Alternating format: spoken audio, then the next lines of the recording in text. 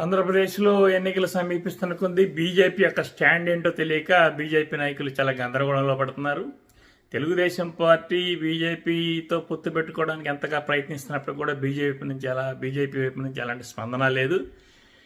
So ఈ నాయకులంతా కూడా ఏం చేయాలో పాల్పోయిన పరిస్థితుల్లో తిరిగి తెలుగుదేశం పార్టీకి వెళ్ళిపోతారని చెప్పేసి అని అందరూ అనుకుంటున్నారు.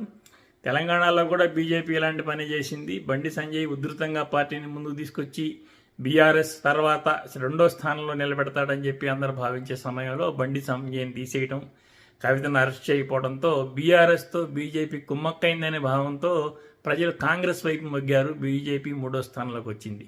తిరిగి ఇప్పుడు ఏపీలో కూడా ఇలాంటి పరిస్థితే. ఏపీలో ఎన్నికలకు సంబంధించి ఎలాంటి స్టాండ్ తీసుకోవడం లేదు.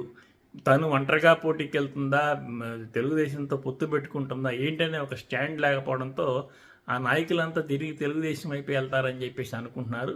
అందులో ఇప్పుడు గద్దె బాబురావు రాజీనామా చేశాడు తన వ్యక్తిగత కారణాలతో అని చెప్తున్నప్పటికీ కూడా ఈ పరిస్థితుల వల్ల రాజీనామా చేసిన రాజకీయ పరిశీలకులు అనుకుంటున్నారు.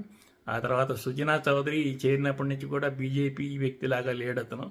ఆయన తెలుగుదేశం పార్టీ అయినా ఏలూరు సీటు కానీ గుంటూరు సీటు కానీ కనుక ఆయనకి కనుక కేటాయించేటట్టయితే ఆయన వెంటనే ఇప్పుడే పార్టీకి రాజీనామా చేసేసి బీజేపీ రాజీనామా చేసి వెళ్ళిపోతాడు.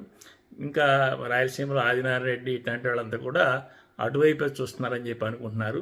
బీజేపీ ఏపీలో కూడా గందరగోళ పరిస్థితిని తెచ్చుకుంటుంది.